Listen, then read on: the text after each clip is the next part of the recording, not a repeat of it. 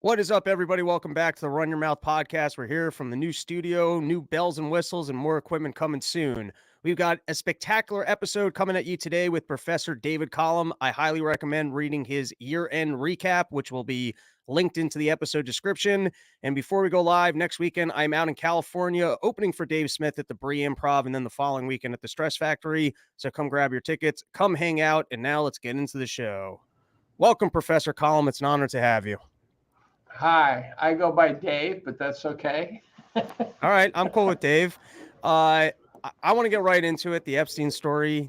We got some new scandalous details last week. I'm sitting here in front of the safe that the FBI decided to open up and then leave the equipment in the household, I guess, for the CIA cleanup crew to come and collect later. You teased 1 million missing kids a year, and that Epstein is just the tip of the iceberg. So I want to get into this. Okay. So first of all, tell me, I kept paying attention to the Epstein story, and nothing. I wasn't getting anything I didn't already know.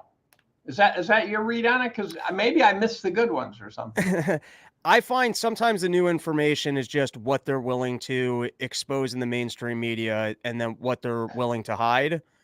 So I don't know that there was anything that insightful other than that there were scattered pictures of young kids that were actually on the island, or at least young teenagers. Well, see, that's the problem. One of the things they're hiding is that Epstein trafficked children. And I don't call, they sanitize the crap out of it because they show Bill Clinton getting a back rub from some chick. You go, I take one from her, right? She's probably was underage, but depending on when she showed up, I mean, a 17-year-old's not legal, but a 17-year-old has some percentage of the capacity to say yes or no to things, right? Right. Not much, I should add, having raised a couple kids, but a 5-year-old does not, and they've hidden well the fact that Epstein trafficked kids. Okay, so this gets right to it because, I guess the creepier side of it is trafficking 5 and 6. Like, not to endorse having sex or trying to 1-year-olds or newborns or we're going even crazier, right? Because you throw a 16 or 17-year-old. Sometimes they look like children and sometimes they look like adults, and I wouldn't engage in that behavior, but I can at least understand why someone would be interested in engaging that behavior. When you start going how you could slip into it. So you start out banging just hot chicks at 20, and then next thing you know, someone throws a hot one at you. Oh, by the way, she was 17. You go, oh, oops, Right. We can understand how that mistake is made. But a 5, 6, or 1-year-old, there's absolutely no way of trying to justify that to anyone who has any sense of a soul. So what have you seen to indicate that, I guess, it goes as young as, 5, 6-year-olds, or that there's some sort of real racket, I guess, for hijacking, kids of that age? So I dug into this not because it brings great joy to my life. This is really, I had to stop. I'm writing about it. I might not even publish what I write because it's got so much darkness in it and there's risk in it.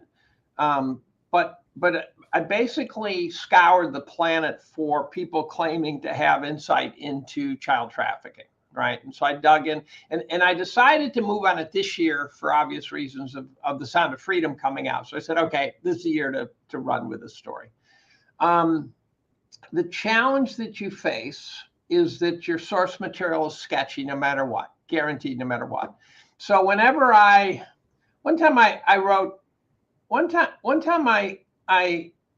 was talking to a money manager in Europe. And he told me that he bought GLD. This is way off topic, but it'll tell you the story anyways. He told me he bought GLD, $60 million worth of GLD, and then he tried to convert it into gold. He tried to cash it out and get the gold from the bullion banks. And he said with a team of lawyers, he couldn't get them to give him the gold. Now, the prospectus doesn't guarantee it, but so he tells me the story. So I tell a friend of mine, and then I watch it circumnavigate the globe. And next thing I know, it's just you can't get gold out of GLD. And it's like, well, I actually knew that. But the point was, I was the source. And then what happened is I reached out to him and said, I got to double check now that it's become globally prominent news story in the Goldbug community. He said, yeah, I wrote about it in 2000, whatever. It was several years back. No one noticed.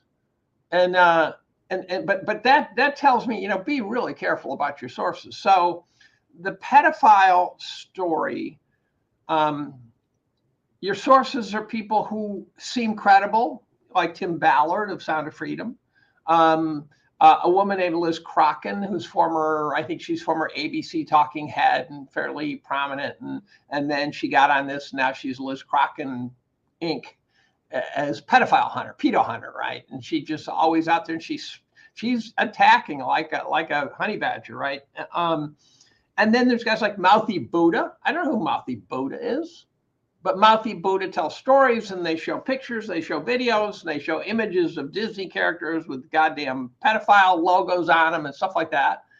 But you don't know what's photoshopped. You don't know anything, and so you're constantly cross-checking your facts. Then you quickly discover that that there's people who you thought you adored who are implicated as deep dark bastards. Let's start with the one that shocked everyone early, and that was Bill Cosby, right? Bill Cosby was the father of fathers, and next thing you know, you find out he's a perv.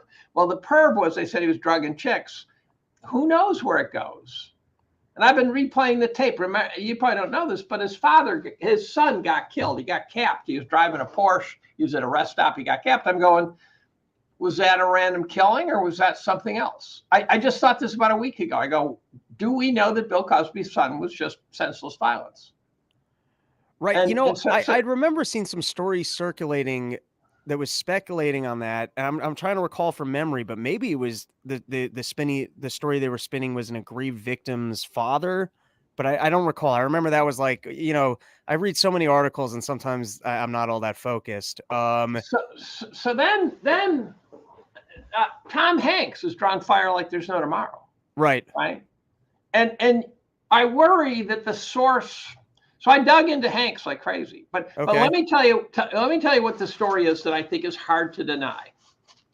And that is that the official stats, which, by the way, could be about as credible as official COVID stats, right, or official vaccine stats, right, or official inflation stats, right? But the official stats from various organizations who profess to be caring about the children, various international agencies for abused and missing children, that sort of thing, run by prominent players, FBI, you name it, put the number of missing children globally between 2 million and 10 million a year.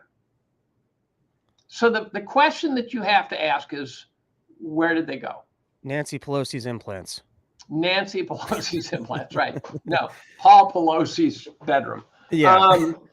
And until you can answer that question, you realize there's a dark story here, because first and foremost, I think the archetype perv is dead wrong. And that is, the archetype perv is some guy in a trailer park where all the other pervs are hanging out because they've been ring fenced away from elementary schools. And he's driving a van that says free candy on the outside. That is not where these trafficked children are going, best I can tell. Secondly, I don't think they're being grabbed off the streets of the United States. And this clicked in a big way when I was listening to an interview of a European trafficker that was, voice dubbed, you couldn't tell who it was. And some guy went and interviewed him repeatedly, long interviews. And is it real? I don't know. That's the problem. But he actually said that they would never grab some kid off the street like that, because who needs the hassle? And the hassle is that the minute you grab a kid off the street, you've got an entire community looking for him. You've got the FBI looking for him, maybe. And so it's a lot easier to grab some kid from Guatemala. It's so much easier. So you got 1 million, call it 1 million, just to be a round number figure, who are disappearing. There are not enough pervs in the world to have all these kids like this. And so you got to go, where did they go? I dug into every facet. I went through Hollywood, and I went through Hollywood movies, and I went through all the stories about if you look at Disney, and it turns out Walt Disney was considered to be a perv and a screw up and a CIA asset, and you name it. And you can't find a location. So the survivors, I'm going to go all over the place because I'm writing about it right now. The survivors who have come out, who have varying degrees of credibility, because if you were molested from age 2 to 14, and then you're a broken person. You're probably a junkie. You're probably a street hooker, or you've got multiple personalities. I mean, this is known. I mean, the survivors have all had to reconstruct their lives after they somehow peeled away from this problem. Now, they're not locked in dungeons. I've read books now on brainwashing, on how you brainwash Marines in North Korea and things like that. And the point is, you can brainwash a 5-year-old. It's child's play, as they like to say in that business. You can brainwash a 5-year-old in no time flat. These guys, it's so easy. So you don't have to lock them up.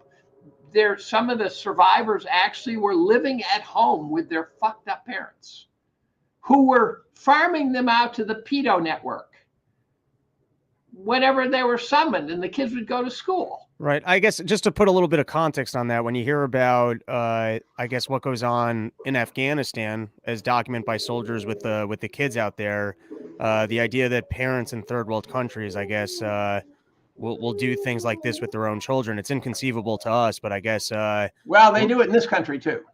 Really? Yeah. So the kids in the U.S. who are being U.S. citizens who are being trafficked, the parents are trafficking them. So they're already obviously fucked up, right? They probably got molested themselves. They've been molesting their kid.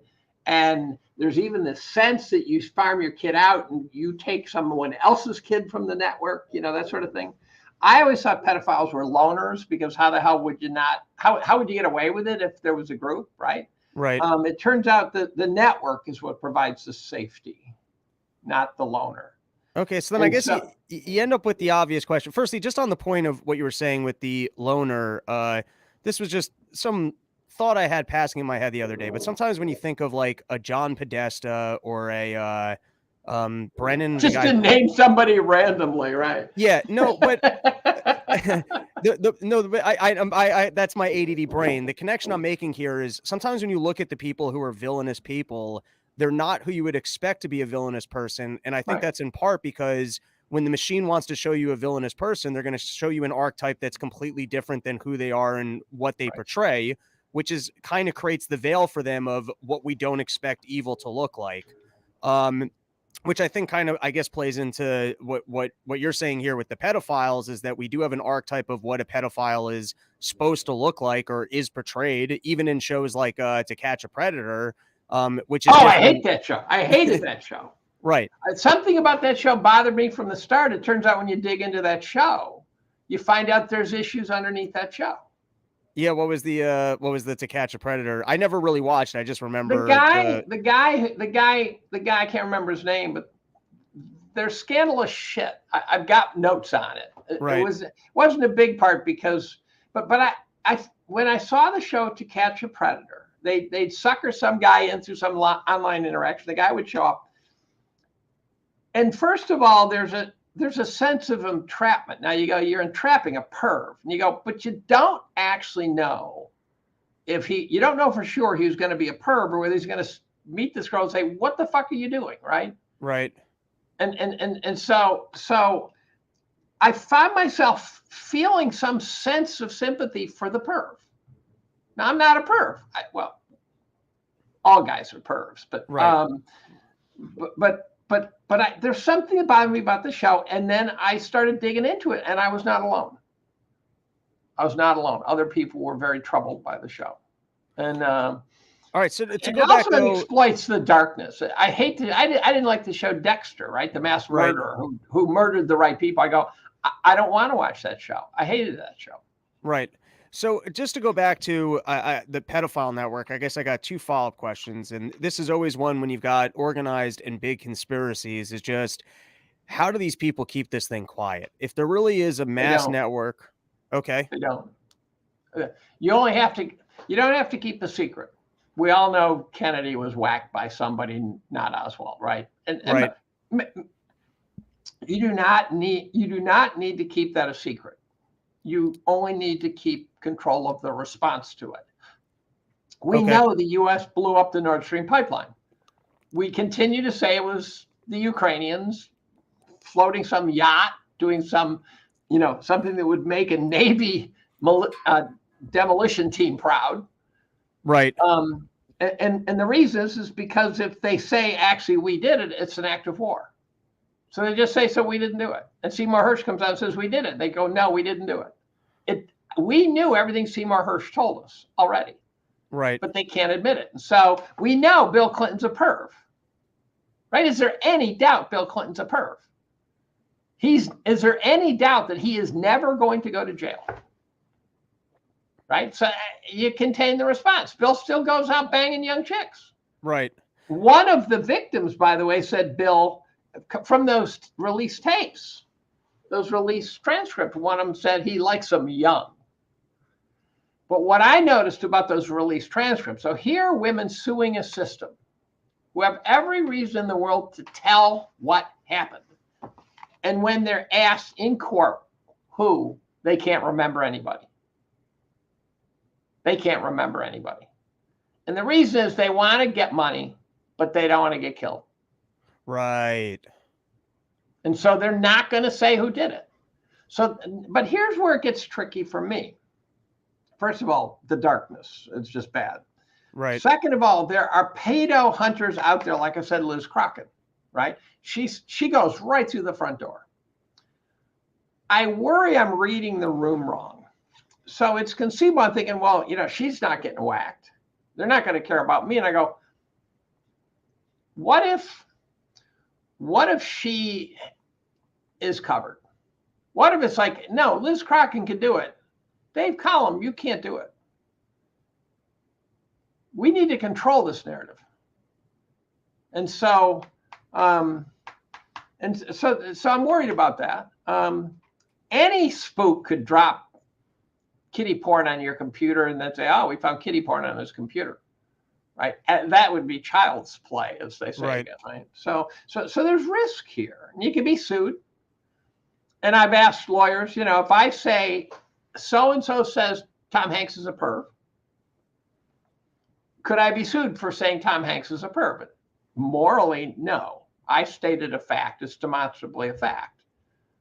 But he can still sue the shit out of me. right. Right? It doesn't matter that he doesn't have a case. So Right? That's a slap suit.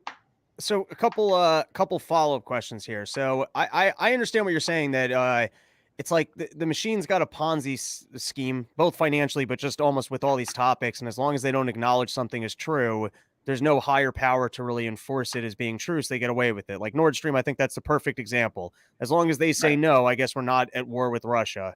Same As with stupid the as that vaccine. is, because we can, The vaccine. right, or the Yeah. vaccine, right. Right. Why then in that outlook, why were they willing to give up Epstein then? If they're so good at just basically denying a story and then allowing the story to continue, is Epstein just a he expired as an asset for them? Like this kind of, for a while there was a story about the pedophiles in Washington. It was something I think mainly, I remember once when Alex Jones got thrown off of YouTube, I was curious to see what he was doing. I never paid attention to his show. I went to his stream and he's yelling about pedophile in Washington. I was like, this seems like a little bit much. And then a couple years later, it's technically accurate. With the Epstein story, it's technically true that there are pedophiles in Washington. How deep does that go? Well, I guess that we're going to still speculate on, but it's technically accurate now to say that there are pedophiles in Washington. To me, the Epstein story coming out really does draw into focus. And firstly, I think the general population is now fascinated by this, of what is going on here. How is it that this guy was just killed in jail and the tapes were off? Or the thing that I'm trying to call attention to is this remarkable storyline of that the FBI had safes, apparently filled with videotapes, which was probably the blackmail evidence, and it just conveniently disappeared. So I guess if the idea is like there's massive and blatant crime, and just typically speaking, they don't report on it, or they are able to just squash the stories by denying it, why do you think they let this one out? Well, the first question I would ask, and this is a low probability sort of answer, but do you know he's dead? No, I would. He just as easily recalled and living out in Israel or whatever. We have no idea. I would be surprised Well, if the just other Lane's funny even thing sitting. is Yeah. the corpse. So I've got the funniest conspiracy theory. It is Okay. the most rib slapping, funny ass conspiracy theory you've ever heard. All right. Which I put a very low probability on it, but I can tell you what seems to be factual. Okay. If you take Epstein's profile and you look at the profile of the guy in the gurney, there's what, 2 photos of Epstein? Right. Yeah, well, at least it's 2 more than we see of the plane hitting the Pentagon. So at least we have that. Okay. The 2 profiles, what internet focused on was the ear shape was wrong, right? The ear shape's like a fingerprint. It was wrong. What was really noticeable to me is the nose was wrong. Epstein's got a very straight nose. It's a real knife edge nose. And the guy on the gurney had a definite hook to it. And so I said, okay, so they had to round up a cadaver, kind of look like Epstein. They took a photo, whatever.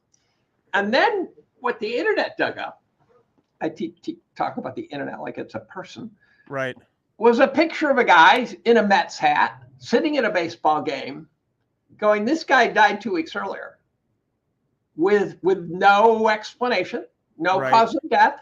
That kind of looks like the guy in the gurney, doesn't it? And I checked to make sure, yes, that guy died. Hillary's brother. What, Hillary's brother was the guy that died? He was the guy who died 2 weeks earlier. So the funniest conspiracy in history is that they whacked Hillary's brother and subbed him in for Epstein. That's pretty wild. And I said, and when I wrote about this, I said, I just peed my pants. That's so funny, right? And I'm going, the odds of that are low, but if you could imagine a spook, right? We got to whack Epstein. We need a body. Going, I know just the guy. That's fucking Hillary. Her brother could pass. Her brother could pass. They're going, oh my God, you're going to get the CIA Achievement Award this year, right? And so that's the golden trophy. Is taking out Hillary Clinton's brother to rescue Epstein from his cell. Yeah, and so I think he's on an island somewhere. I give it a reasonable chance he's not dead.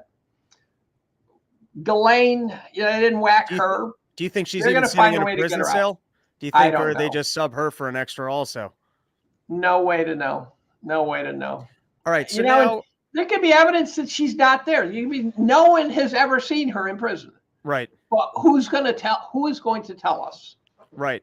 Okay, so then this brings me to my next question, which is sometimes I look at the pushing of transgenderism and specifically when they bring it to kids. And from everything I'm seeing, there's no evidence. I mean, listen, if you want to accept that someone can believe that they're, I'm into freedom. If you're an adult, you want to identify as the other gender.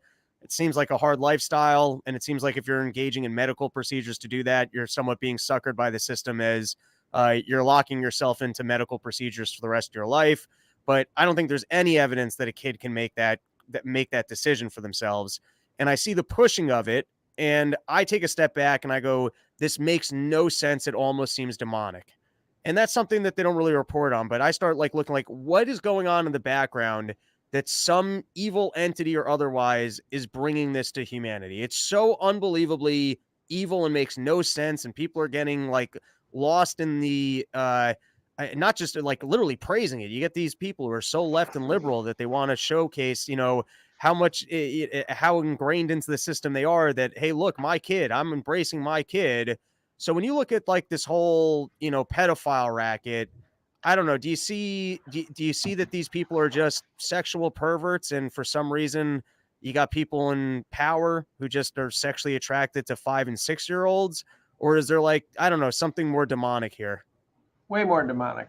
So the reason I dug into this is, a physicist will look out into the galaxies and they'll see something they don't understand. They'll go, there's this unseen gravitational pull.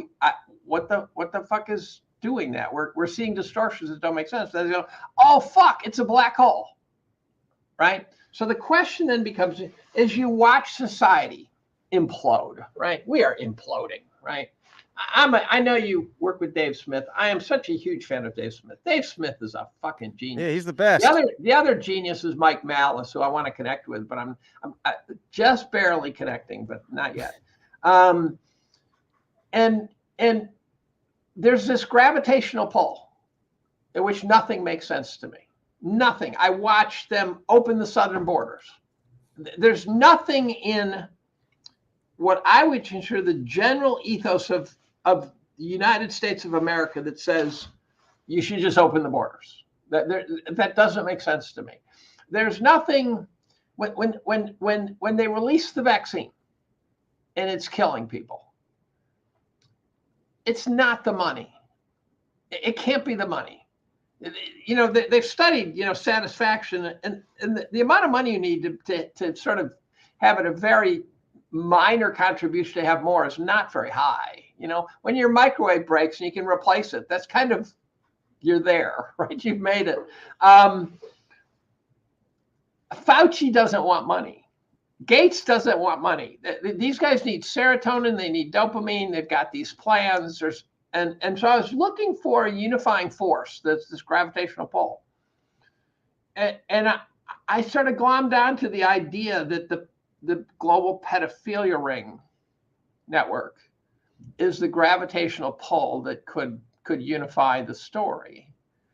And that I think one of the mistakes that's made is people think that they compromise people in power to own them. I believe the way to think of it is they compromise people and then they give them power. And if you're not compromised, you're not getting the power because they cannot control you. And so I think it's possible that, for example, in Hollywood apparently is just a permathon. And I think, and there are actresses who've said, look, until I did X, Y, and Z and went with Marina Abramovic and did my whole satanic cult shit, I wasn't getting parts. And now I am. So I think it's possible, to put it garishly and bluntly, that they say, we're going to film you with a 5-year-old getting a blowjob, or you're not going anywhere. Make the call. And once they own you, so Epstein's client list is probably 1,000. We're not getting any of them.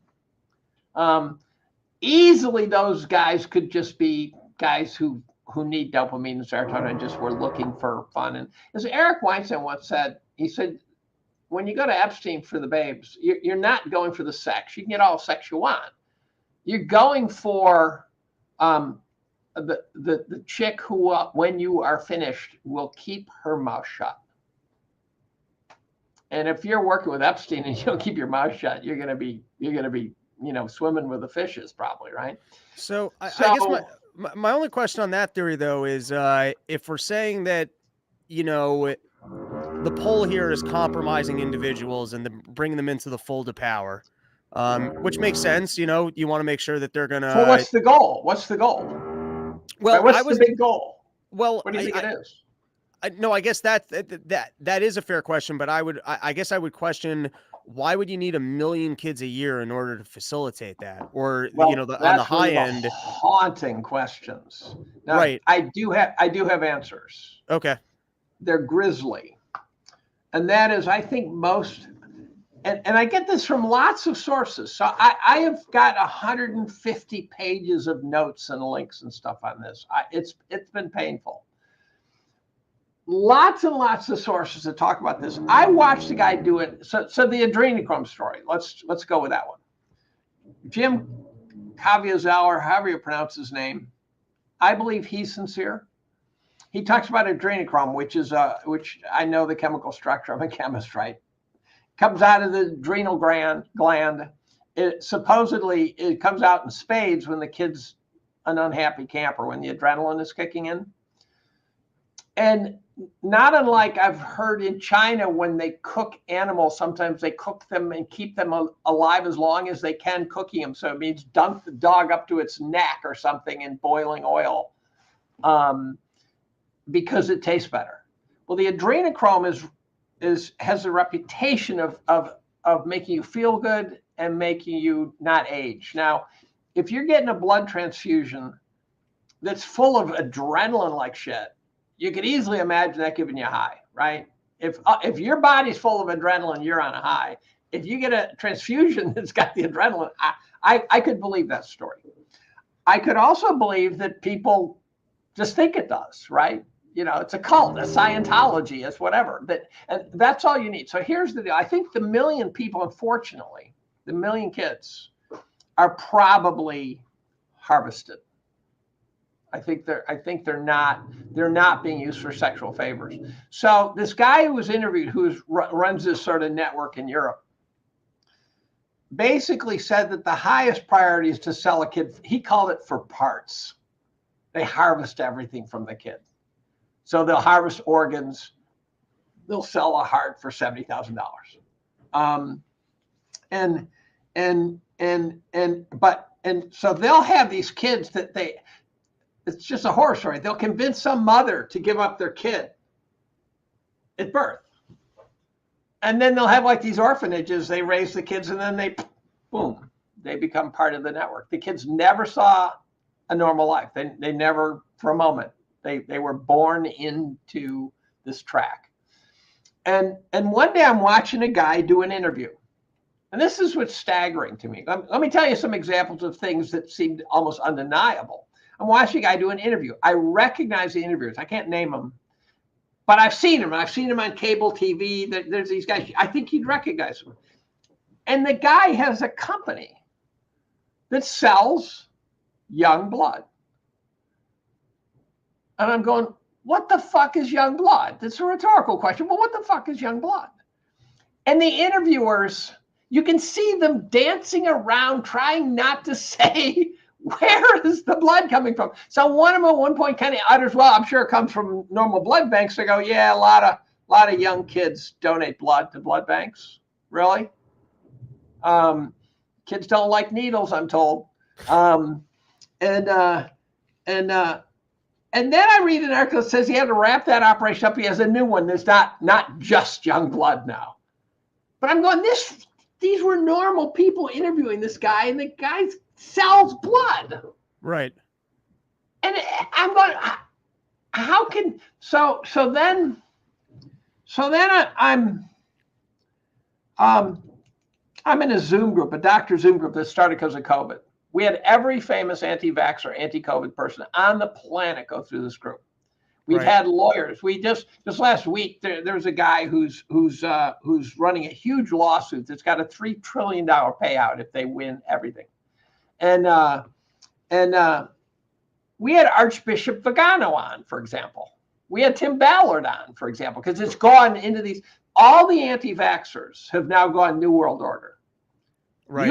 Once you process what happened during COVID, you realize there's this dark force. I should tell you what I think the dark force is. I think the dark force is that the United States stands between people who want to achieve some geopolitical goal and their success. So there's globalists who say, look, we shouldn't have sovereign states. And they like the idea because they want to run the fucking operation that no longer has sovereign states. So central bank digital currencies, you name it, all that stuff.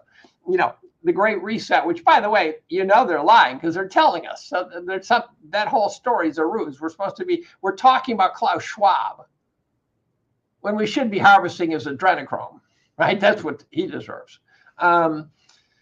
So then Vigano, who's in the Vatican, I believe, he's way, way up. I looked up his CV. He's way up in the world of archbishops.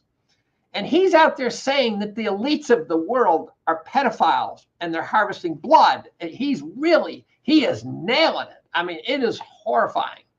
And he's said it before. He talks about Hillary Clinton. He talks about Bill Clinton. He talks about leaders of the free world doing this shit. The guy has got balls the size of cantaloupes. And then you see the former Secretary General of the UN, that basically says that the currency of global politics is pedophilia. I watched the video. Now, maybe it's an older video. Maybe it's some AI generated video, right? I don't trust anything anymore. But this is the story. So then you read about Tom Hanks. Let's read about Tom Hanks. Okay. I go, poor guy. He gets accused. He made a video of his daughter who was doing beauty pageants, and he looked really creepy. But I think it was a spoof. But that maybe got it started. So it's just, but maybe it's not a spoof. I don't know. I just don't know. But then he has a photography fetish. That's weird. He likes to take pictures of these random things he finds lying on the street, like a glove. And I've seen him interviewed on like Fallon or something, and he says, I wonder where the other glove is. I wonder whose glove that was. Right? It's this odd sort of mental fetish. I go, fine. One of his pictures, which I thought might be photoshopped, except I found his tweet with it in it. Right. And it shows a picture of a glove. And it says, I think it's SRC USA. Okay. It says SRC USA in chalk next to the glove. And then some guys, there's so many of these dark web videos that talk about this stuff. There's so many. And the guy says, if you search SRC USA in Google, you get nothing. You go to Brave, you get nothing. He said, if you go to Yandex, Russia's Google, you hit a pedophile trafficking site. Now the plot's thickening. So I go there. I'm there 20 seconds, and I'm going, holy shit, I should not be here. So I don't advise people to do it. Now, since I already went there once, and I'm writing about this stuff painfully, I went back to it because I said, I need to get a screen grab of some of this. And it has completely changed. And as you see just fairly normal pictures, but you pick up little shards of it. You go, that's a little bit of an odd picture. You know, these picture of the kids, these are not like kids playing at a playground. These look like mug shots. When I first went there, you go, those are not happy campers right there. This is not Disney World picture. By the way, Disney World itself is a weird operation. And so it's clear that Tom Hanks, and then there's this guy named James Gunn, who's a famous producer, and he starts tweeting about having sex with little boys, and then Disney fires him. And that he was a producer for Guardians of the Galaxy, for example. This guy was not a lightweight, and then they rehire him again. And his tweets are real, and they got saved. And then you got Pizzagate, where Assange, which, by the way, I think maybe why Assange got rounded up, or they're trying to round him up, releasing the emails of Podestas and Clintons and stuff, in which they're talking about pizza for $65,000. And they're using all of the goddamn pedophile code words. And they're so out of context where you go, they talk about doing something, and I'm coming over to your house, we're going to do pizza for a couple hours. You go, what does doing pizza mean?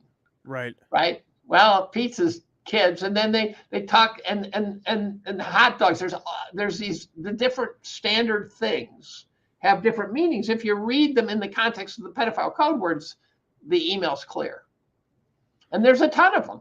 Right. Well, this is going to be the end of my YouTube channel, but it won't be the first strike or the last. You should put on Rumble. You should put on Rumble. You should. No, we're everywhere. So it's not like we're streaming on Twitter, YouTube, Rumble, Odyssey. I've got my own built out back end that no one can take off the internet, and Spotify. So we will remain online. Let me ask you this question. Yes. Do you know how one could publish something truly anonymously? I'm not a great tech person, but I mean, I have a friend who actually was pre-IPO Netscape. What is that ominous sound that keeps playing? Are you by boats? You got someone moving chairs around, or? No, I heard it, but it wasn't. Oh, maybe it's in my on my end. office. All right. Okay.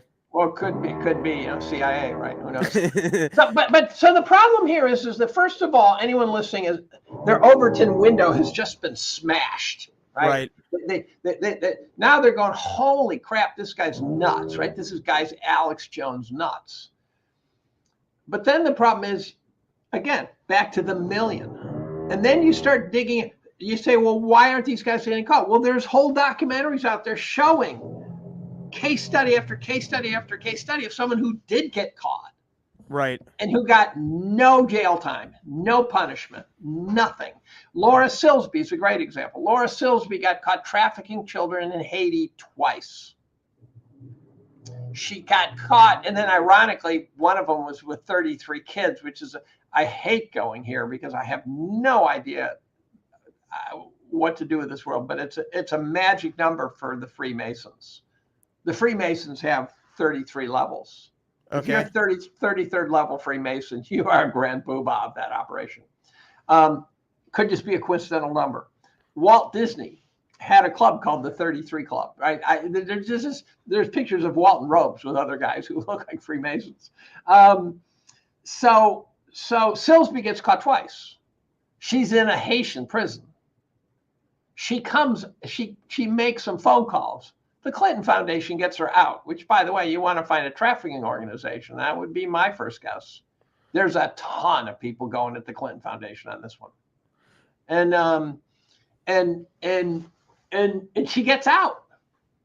They get her out. Trafficking children. And so then what happens? What's her job now? She goes by a different name. She got married. She works for Amber Alert. Amber Really? Alert. Well, so here, this gets to an interesting point.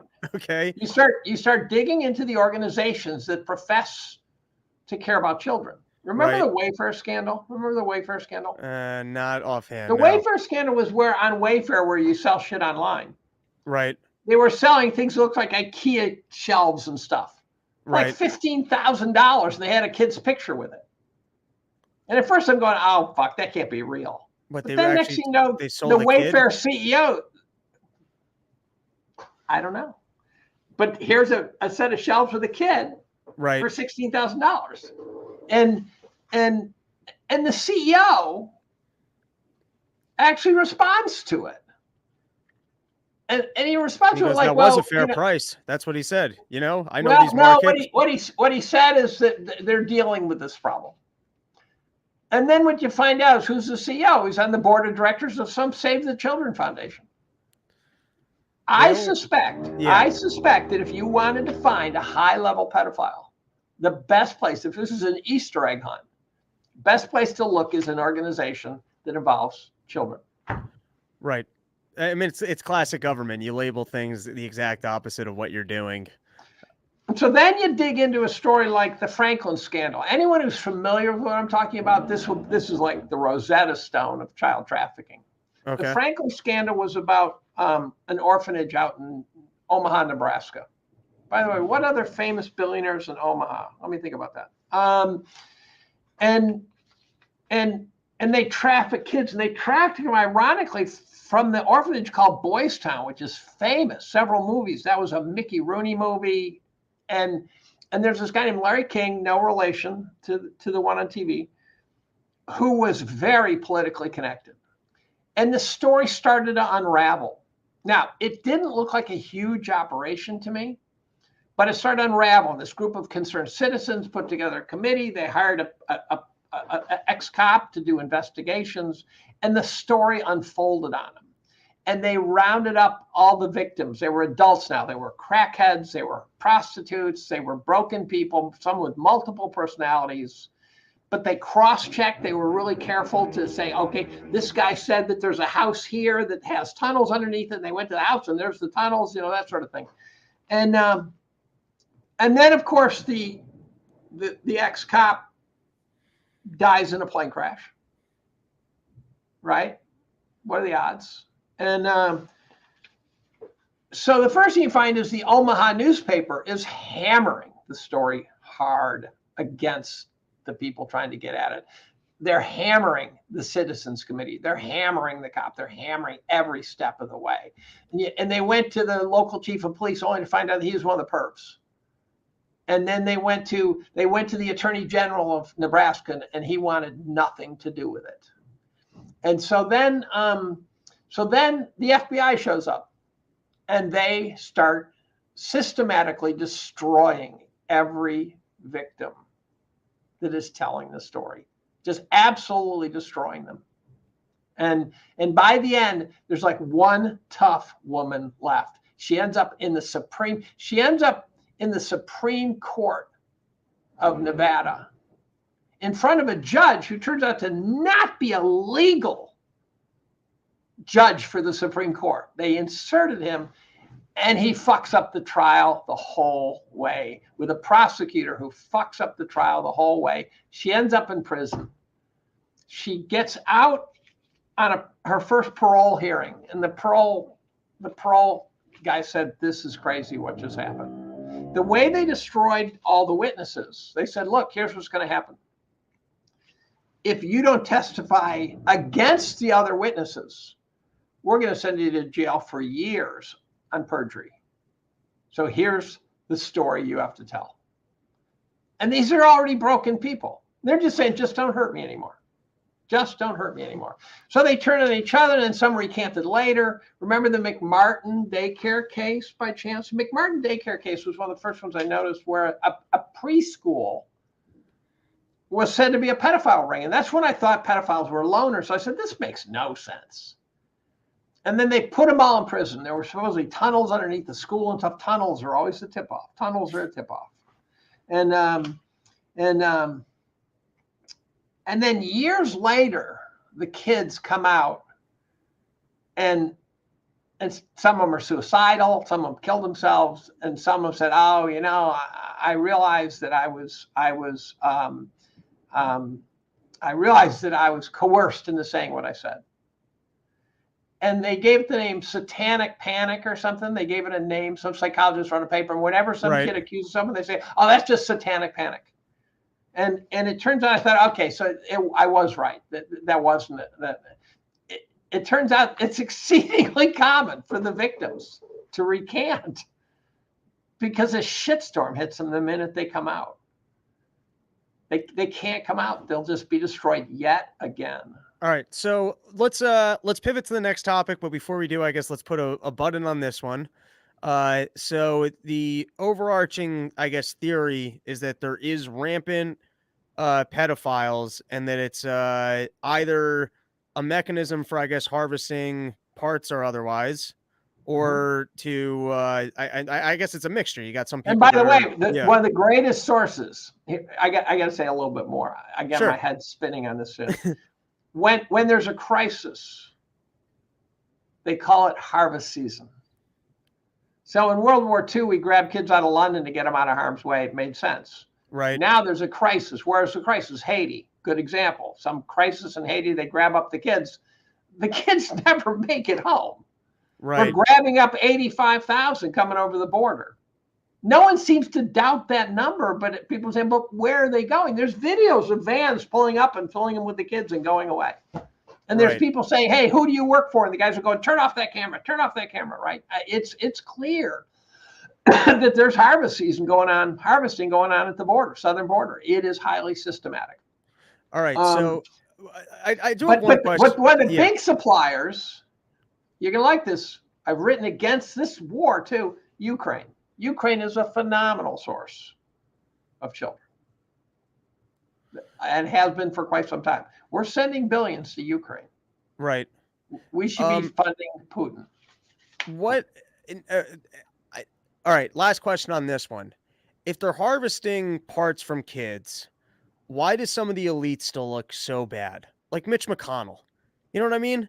Like, I would think if they were actually like vampires and they're harvesting blood and all these parts, that they would all just kind of look like young, pristine 25-year-olds. Or maybe they do. Maybe they go behind closed doors and they uncloak their fake skin that they wear in front of all of us, and they're actually ageless individuals until they spawn off into some 22-year-old. But I don't know. I would think, I guess, if the most powerful people were able to or maybe just harvesting parts isn't that successful and they're just addicted to it. No, so I think it's a whole gradient. So there was just one the other day where there was a law that was going to do something to pedophiles in California, and the goddamn guy vetoed it. Right? It just everyone in Washington is a made person, a made man, made woman, whatever. There's dirt on all of them. And so you don't have to be a pedophile for someone to come and say, by the way, if you don't cooperate, we've got this on you. You've embezzled this. You've got this donor. They can donate money and have it come from China, right? They're all owned. Again, what I think it is if you wanted to defeat the United States, you can't pull battleships up to the shore. What you have to do is get us to destroy ourselves. And if you go on that model, then you realize that all the George Soros stuff, all the pedophilia stuff, all the corruption, all the transgender stuff is all about rotting. There's a Paul Harvey 1965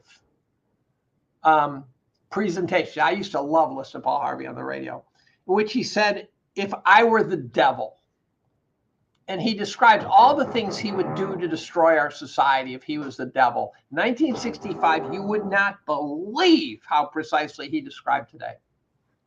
I'm gonna have to look that up.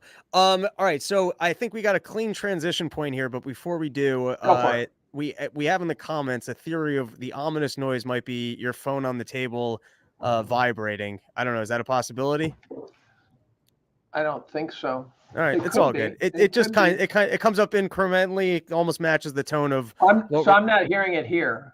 Oh, all right, whatever. It's all good. It's on. It's blended into the background. It's almost every time we bring up the word kids, it's like thunder in the background of. Oh, see, I'm not hearing anything. I heard it once. So as we talk about the intentional ruining of America, and I've watched what's been going on at the border. I encourage everyone can go watch it. I do annually an end of year recap, and one of the topics I delved into this year was Biden's failed border policies. And the joke I was making is let's take them at their word, and the humor of them selling off the last border and now putting up new border walls after they sold the last border wall, paying for storage of the border wall instead of putting it up. But you watch the actions, I like to call him myocarditis, which is Mayorkas. He keeps saying it's not an emergency. It's not a problem. It seems to me that for some reason, the Biden administration or branches of government are trying to bring as many people over the border as possible. It just seems like I even looked at the cost. I mean, one of the jokes I made was even Trump's border wall was $20 million a year. The joke I made is all guarded, but then I did the math of what it would take just to build houses for Mexicans to live there and guard the border. And it would actually be it would be doable. Like the idea that we can't solve this with the amount of money we've spent in Ukraine. Look at our defense budget. What is it? $760 billion a year. And you're telling me of all the issues that we have to defend as a country, one of them isn't just the migration surge, and that it's not worth. So it's just obscene. Like the idea that we can't solve this problem, it's just not true. It's clear to me that for some reason they like having the problem, and specifically that the Biden administration has ramped up the conditions for which people are.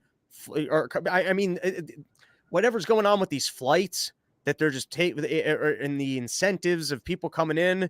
So I hand it back to you because I don't know, the intentionality of it doesn't seem to be that widely reported, and there aren't that many people kind of yelling at the Biden administration. Why does this seem so intentful?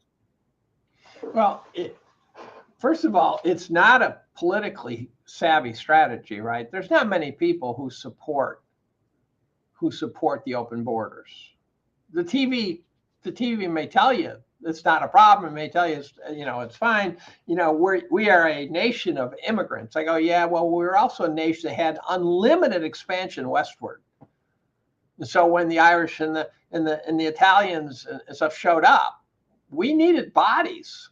We need the laborers. It was a very national interest driven immigration. We also didn't have socialism, where if you came to the country, you would just get You free can't have healthcare, free open school. borders Yeah, and a welfare state. You can't Right. have open borders and a welfare state. And we're learning, we're reading articles now about how much each of these guys coming over costs us, right? They're building housing in various cities for $150,000 per capita. You know, it's just, and you saw a story yesterday where where kids went to school remotely because they were putting illegal immigrants in the gymnasium.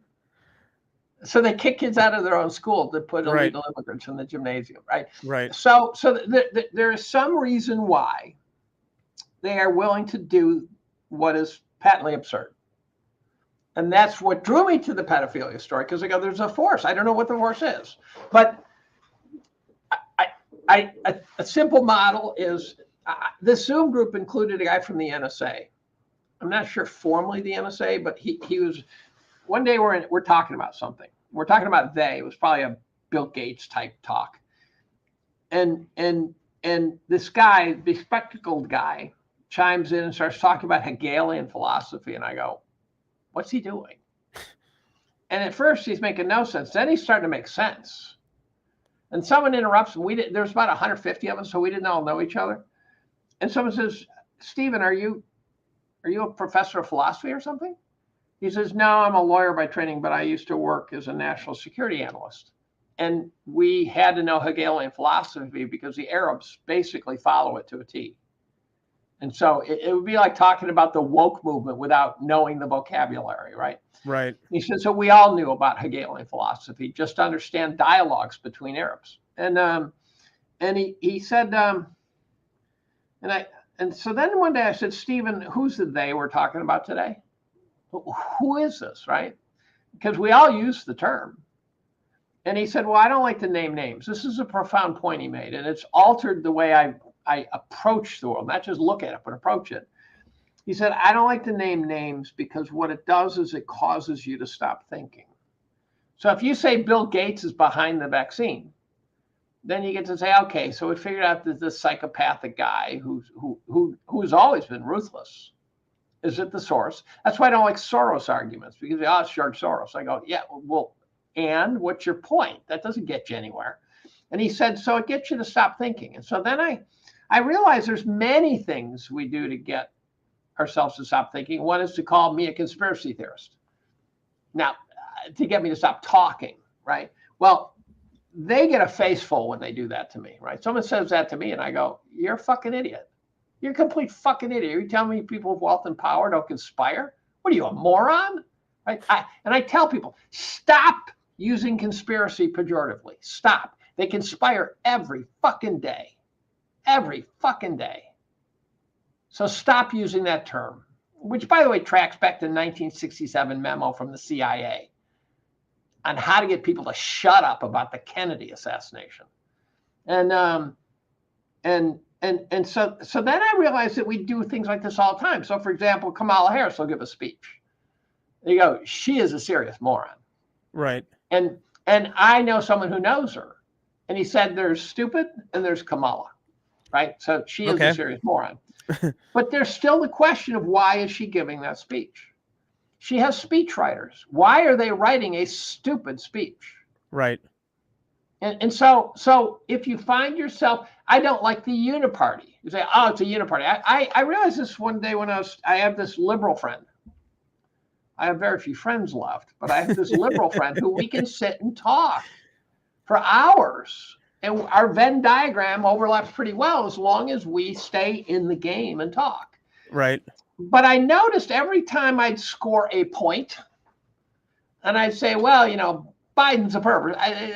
And he would say they're all perps. I go, no, I'm talking about Biden now, right? And I realized I had to call him on this grouping. So whenever I seemed like I was making progress on an issue, he would then group it collectively. I go, no. For example, if we are witnessing the beginning of a rising authoritarian state, which I think is quite possible, if it is a revolution can come from the left or the right. This is a left-wing derived revolution. This is the gender benders and you name it, right? And and you have to be able to acknowledge that. You have to. So the Greenwalds and the Tybes, these are liberals who are going, yeah, but something's wrong over what used to be my party, right? And so I learned to try to watch for logic that gets you to stop thinking, and not let it trap me into stop thinking. So I'll entertain any idea. Aristotle actually said that an educated man can entertain an idea without endorsing it, supposedly, he said, according to the internet. And I will entertain any idea that doesn't break the laws of physics. So right now, I'm still not in any way, shape, or form buying the UFO argument, because right now, hominid-derived laws of physics make that not. That's a non-starter. You can't cross the galaxy to get here, according to our laws of physics right now. And so the expanse are too big. And if they're that good, they don't care about us, right? Right. This would be like an ant crossing a road, looking for evidence of advanced thinking. Wouldn't even recognize the road as the evidence. So if they come here, they're not going to land in an Iowa cornfield. They're not going to care who we are. They're going to come here. We're going to look like microbes or something to them at best. They're going to say, oh, we found carbon-based organisms on this planet. Cool. Right. We're plant life. And you might as well just go, they were plants. So this ties into with the border, that you don't want to assign a reason to it because. Well, I think the reason we're getting are stupid. Right. For starters. But I think it's the idea of, if I had to assign a reason, I would say it's the idea of destroying the United States, which they, by the way, already did to Europe, right? Look at the crap going on in Europe now.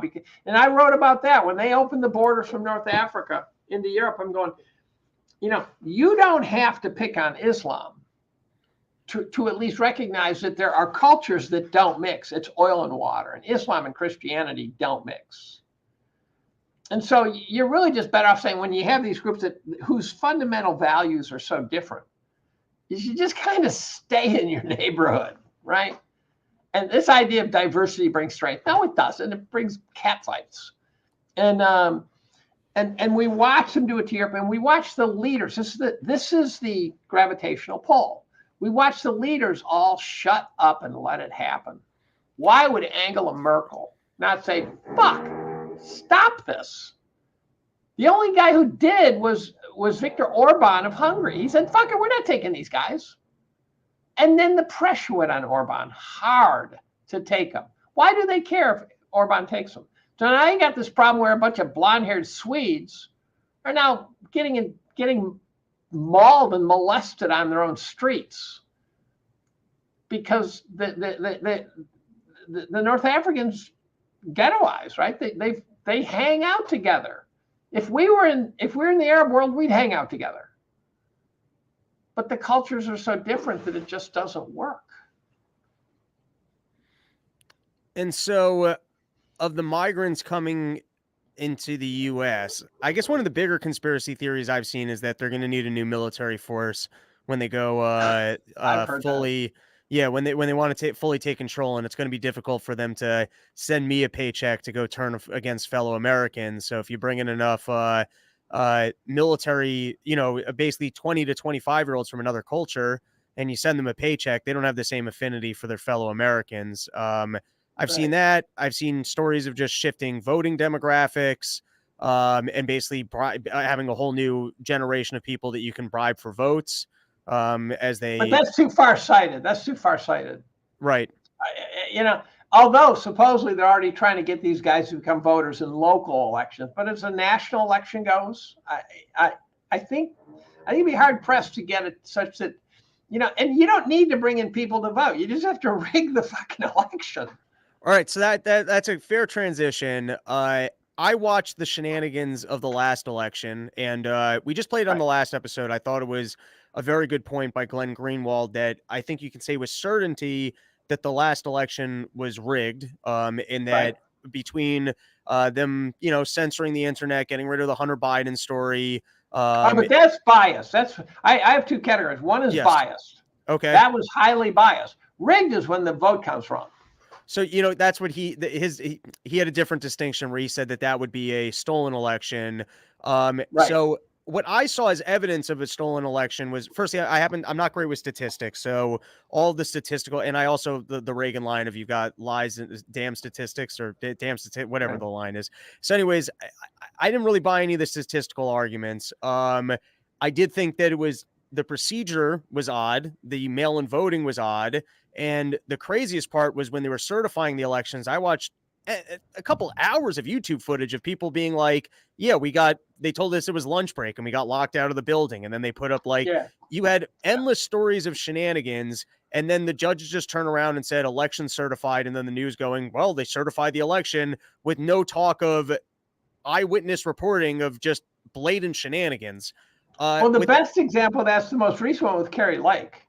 Okay. Kerry Lake looks profoundly rigged, more convincing. But I knew it was rigged when I went to bed at 1:30 and Trump had all the swing states, and I woke up 5 hours later and turned on the news, and Trump had lost all the swing states. So you say, sir, like in your brain, for sure, the last election, they changed the voter count or they imported fake votes, but it wasn't just the way that they, the deep state worked against Trump to call him a Russian asset and they took down information from online. No. That's just tough politics. They cheated the election and they changed the voter rolls. What do you see as what do you see as, I guess, the best evidence of that? Like, if someone's skeptical and they say, no, it was an honest election, what do you bring forward as the most damning proof of the fact that, you think it was definitely cheated? Well, it's the sum total of a lot. You listed a bunch. I have a bottom line claim that I think is actually a compelling argument. That is, we watched Trump for 4 years, in which it's pretty obvious to me both parties wanted him out of power, period. There were right. MAGA adjacent, there's a new era term, MAGA adjacent politicians who realized they had to tie themselves to their wagon to the MAGA team for political expediency. But if you were to ask me in 2020, name 10 politicians who are legitimately loyal to Trump, I couldn't have done it. I wouldn't have known who to name. There's some who've done a great job of looking that way, but you don't know. I thought Pence did an amazing job for 4 years of going along unscathed. Now, it is quite possible the reason he went unscathed is because they were saving him for when they needed him. Right. Right? They don't want to dent the guy who somehow is going to play an important role. And so it's like, why wasn't Hiroshima and Nagasaki bombed to shit during the war? And that is because they're saving it to drop the bombs on to do a control experiment. Say, what did the bomb do? Dropping a bomb on Dresden wouldn't do anything because it was already flattened. So they did everything within their power, both parties. The approval rate of Congress is something like 10%. The re-election rate is something like 97%. There's already something wrong with that story, right? But the bottom line for me is, if they did everything within their power to keep him out, you're never going to convince me they didn't rig the election. That's a bet I would never make. It's so obvious. Now, I also happen to be tracking this story for multiple election cycles. Right. The 2020 election, the CEO of Dominion was a Biden transition guy. The guy who owns the voting machines really should be pretty neutral looking, right? But he's a Biden transition guy. Right. I happen to notice that because before that, the voting machines were Diebold machines, Diebold, whatever. That guy was a Bush guy, overtly a Bush guy. And then there's WikiLeaks that show emails between people saying, "Oh, fuck, they stole Pennsylvania from us," that sort of thing. Right.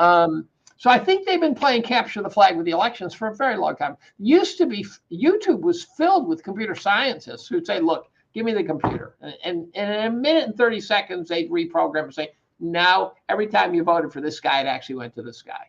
Right. One of the tricks they did supposedly in 2020 is they statistically weighted so that when you voted for Trump, 9/10 of the vote went to Trump and 1/10 went to Biden, that sort of thing.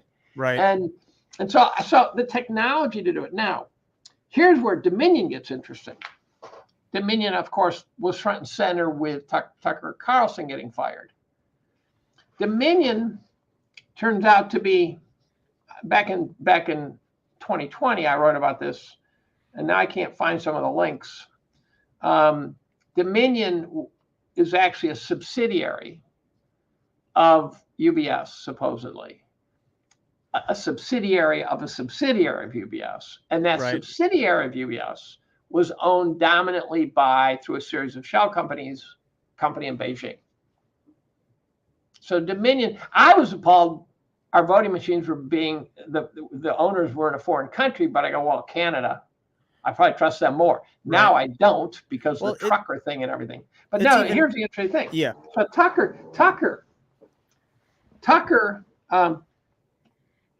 Fox gets sued by Dominion for Tucker's claims that Dominion rigged the election. Fox settles for $730 million. Seems like a lot. Seems like a lot. And you know what would have happened in any other situation? They would have been in the Supreme Court. They would have said, this is free speech. This is critical to democracy. The court would have thrown it out. But they didn't. They settled for a ridiculous price. So I went to look up what it did to Dominion share price. Say, well, that's a big payday. Right. And they had been taken private in 2018. I go, oh, that's convenient. Take them private, gets them off radar, all the regulatory shit goes away, right? So then I find some stats on their revenues. The settlement, to make a long story short, the settlement that Fox made for Dominion for damages was 10 times the value of the company. Right. How is that possible? It's not. Right. Now, here's what I think happened. Dominion, I think Tucker got removed not based on what he said, although he's saying some very reckless things. I think he got removed based on what is in the planning. And they wanted him off radar. They failed. If that's the case, they failed. But the other thing is, I wouldn't be shocked if Dominion said, okay, we'll sue. Fox said, okay, we'll settle, and no money will change hands. Oh, interesting. Okay. So they all got what they needed. Now, turns out, the big bank settlements, for example, what we didn't know was so the banks would settle for some number of $1 billion for their bad behavior in 0809. What happened behind the scenes is someone would come along, and I don't know who, would come along and say, oh, by the way, if you donate to the DNC, we'll cut that to $200 million. And it's tax deductible, so now it's more like $100 million. So there's the chicken shit club. That's where I think I get that information. No, it's a book by Jesse Eisinger. Okay. And he talks about all the behind the scenes stuff that goes on. So we are as evil and cunning and scheming and sociopathic as humans have ever been. No, not necessarily more or less. But, Caesar gets stabbed by his buddies, and, you get taken out you're in Russia, and you get taken out by the Ruskies who don't want you in there anymore. By the way, I highly endorse Michael Malice's book, The White Pill. I kind of read it just to see what Malice's book was like. It is a brilliant history of the Soviet Union, in my opinion. It is perfect in terms of the level of complexity. So he gives up precise detail so you don't get overwhelmed by too many Russian names, while at the same time, it's very convincing that he knows what he is talking about. So it's a riveting narrative of the Soviet Union from start to finish. So in terms of, firstly, it's just wild. Generally speaking, just the idea, hey, we need government to take care of these things for us. And then they just, even by their model, then they contract with private companies. They do it with every industry. So in defense, it's not like the military actually builds planes. They go to Boeing and Boeing builds the planes for them. Or, throughout all of it, because we kind of accept, hey, if it was fully socialized, that would be even worse. That it's better at least that they go and, I guess the banking system's the same way with the Federal Reserve. But I guess what I'm getting at is it's almost wild to accept that in voting, we need a private company in terms of the general public, you would think we wouldn't accept that there's going to be one corporation that's going to run all of this, because it would seem ripe for fraud or for abuse or for one company. Then just, you know what I mean? It just seems that I don't understand how we got to a place where there's just this one company, Dominion.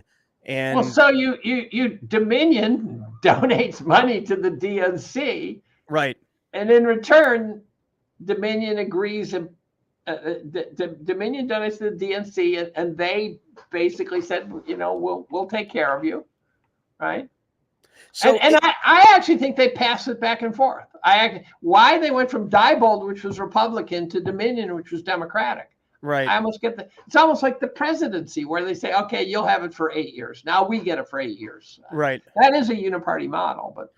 Okay, so I guess coming into this next election, it seems like they're doing everything they can to make it so that Donald Trump can't run. It seems like they were trying to bully him out with all of these court cases, threatening jail, threatening that he's got nuclear materials, which most likely was just if anything, it seems like he might have just walked away with the information of how they did him dirty with the Russian Gate scandal. But anyways, it seems like they're doing everything they can to bully him out of the election. It's still an ongoing story. They might do it. They might actually get him, I guess, removed from more ballots. What do you think happens if they bully him out?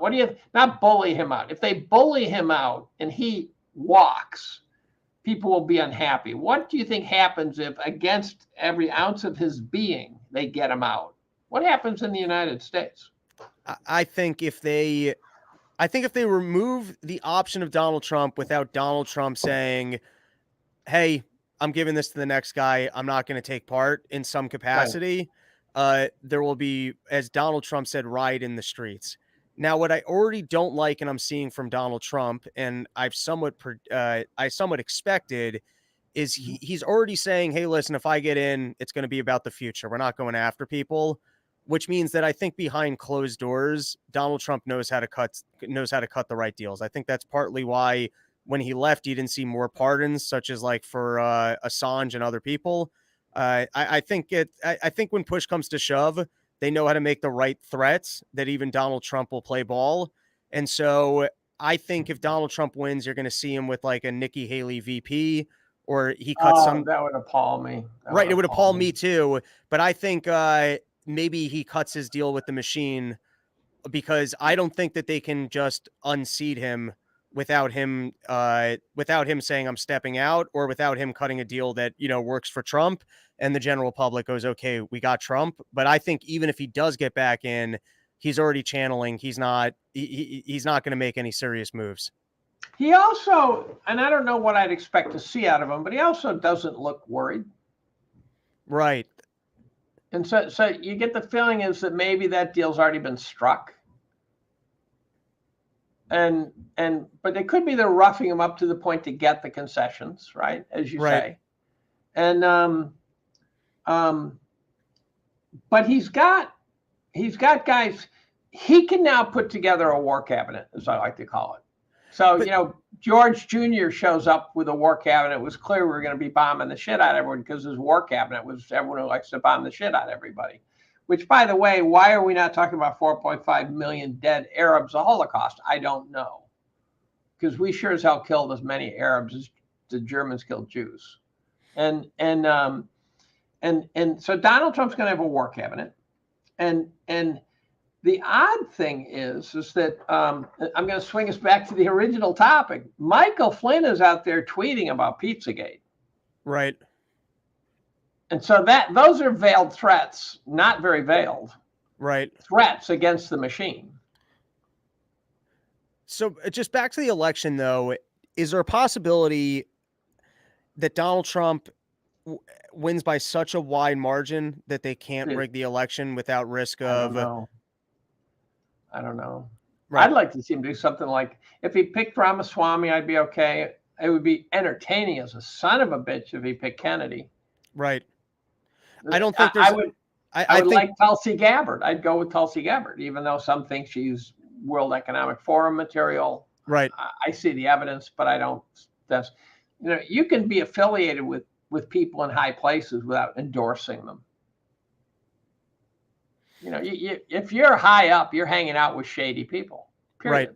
Right. I think there's a possibility of a Kennedy Gabbard ticket, which they've been teasing, and Oh, I that'd be do good. think I'd vote for that. I do think the Kennedy well, it'll be interesting to see if Kennedy takes more votes from Trump than he does Biden, and that's Good what ends up pushing question. What do Biden you think? over. What do you think? Um, I'm not convinced we know.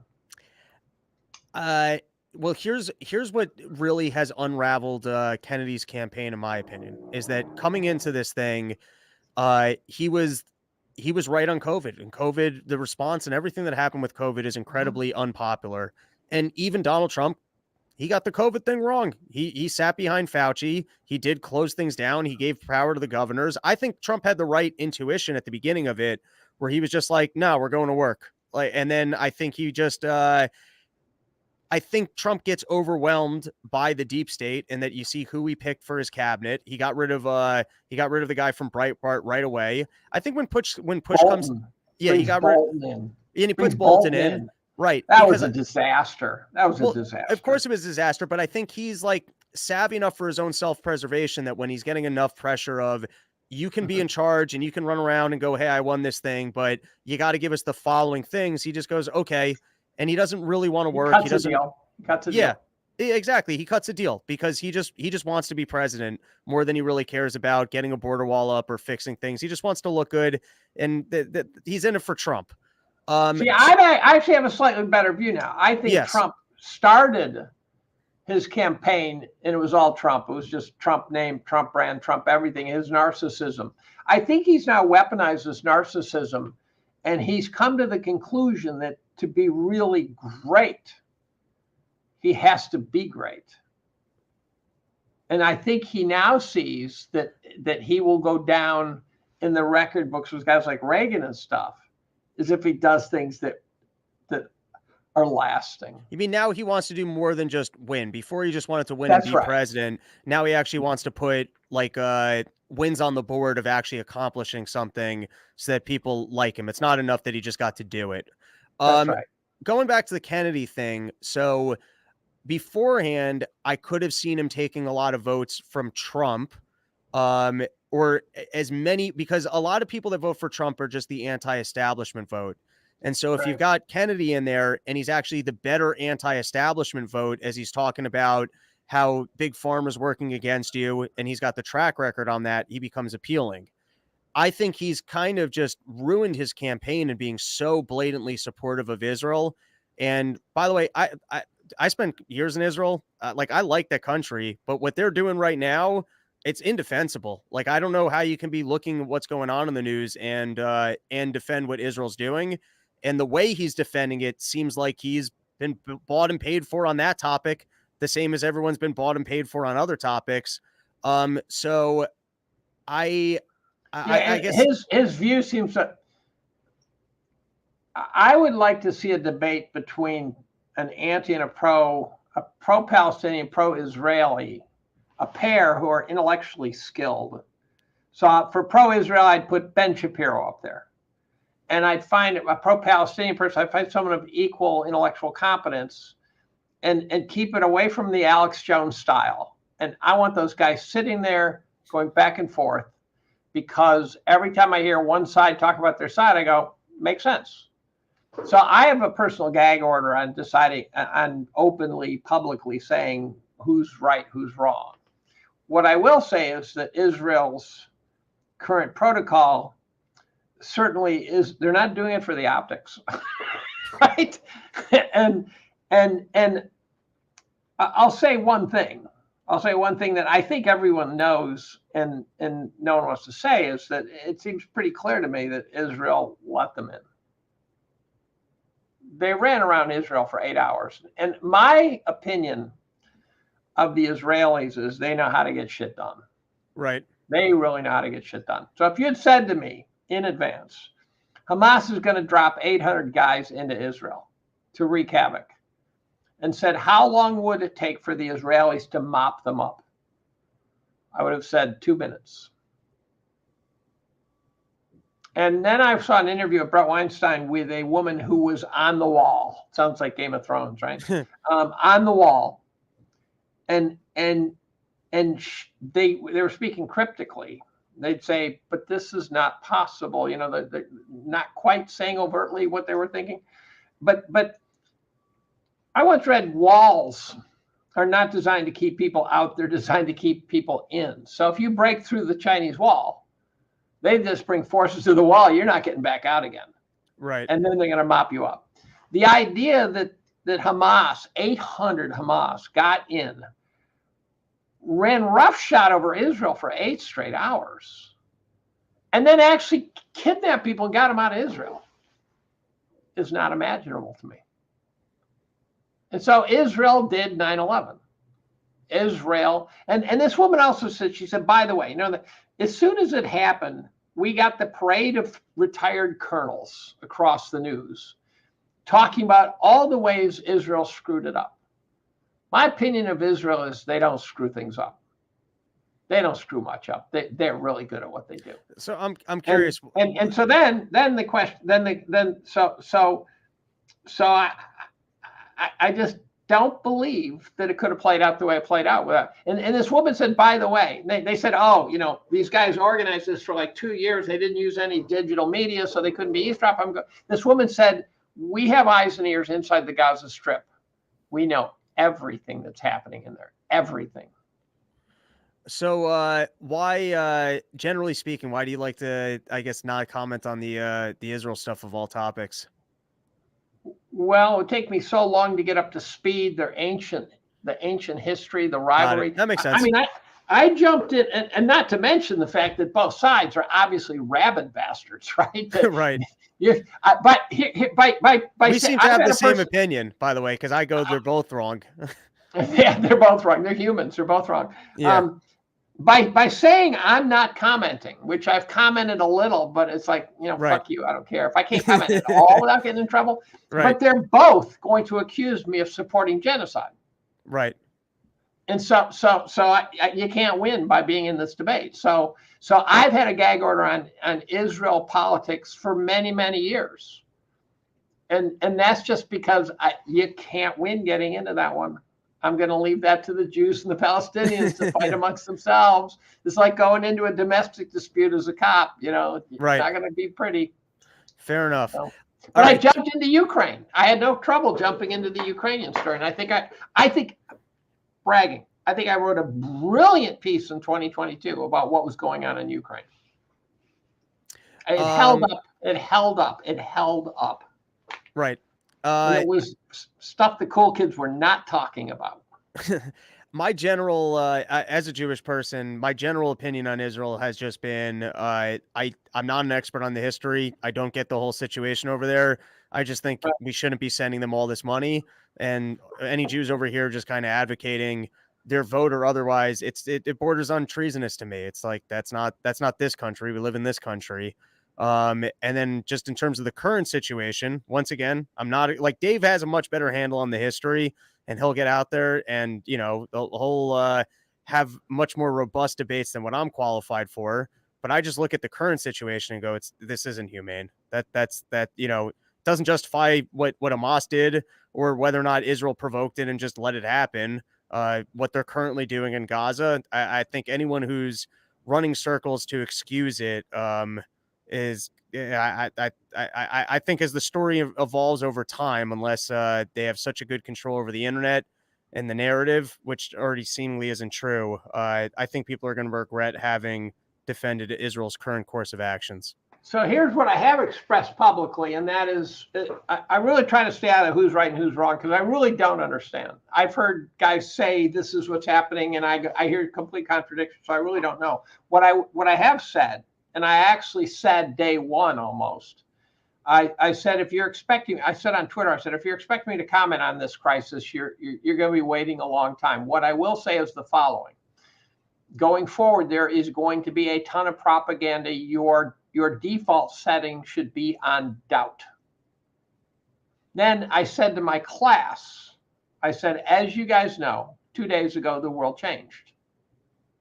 And you may not understand how much so, but here's what I'll tell you. I said, I'm pretty sure there's people in this room who support both sides and do so quite emotionally. And then I said, so what I'm going to urge you to do is to be kind to each other.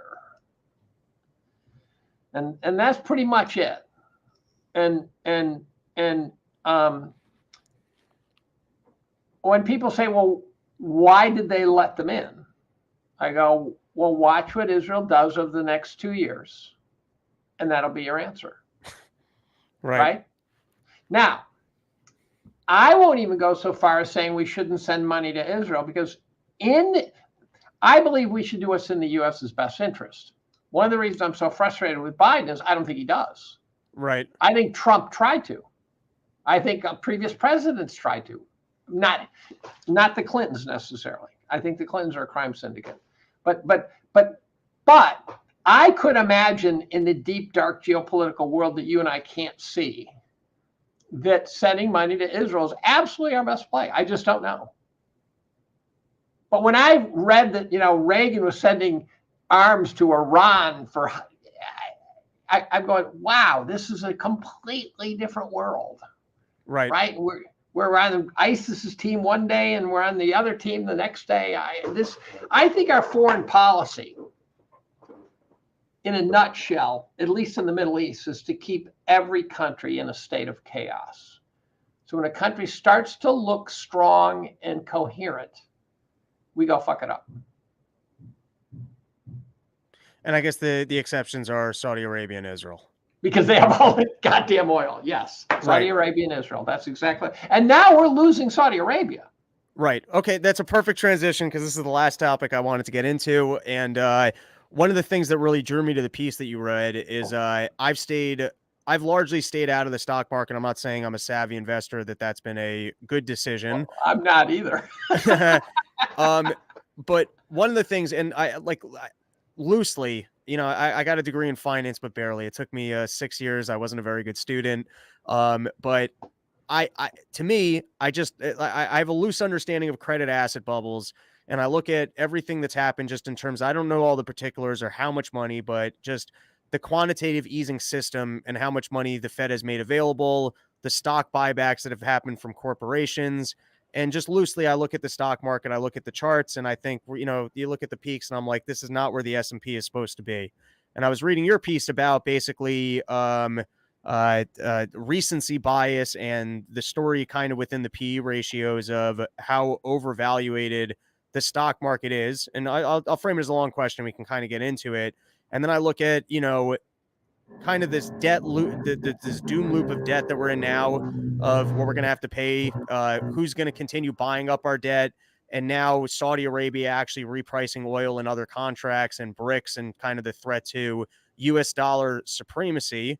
And I read quite a few people that go, hey, we're king shit. None of this is really an issue. I tend to buy into the bear story a little bit more, which might just be because I'm a nervous person, and maybe I just find it more interesting and I'm being suckered by it.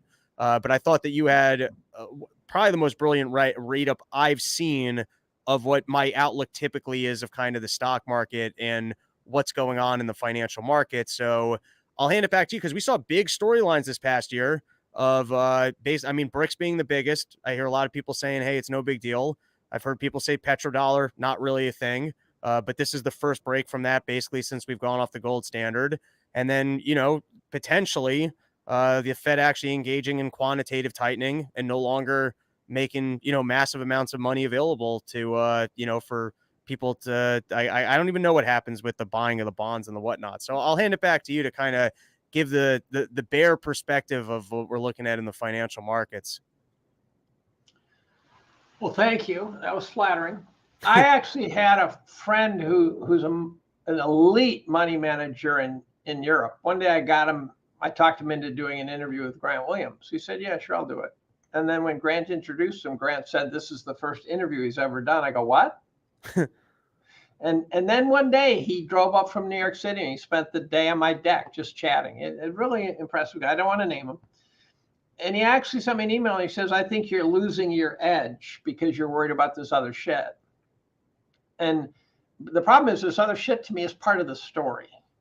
So if geopolitics is going to go crazy, I think you got to know that. And the other thing is, I am hunkered down for big bad period going forward. And so I got like a 5% return last year.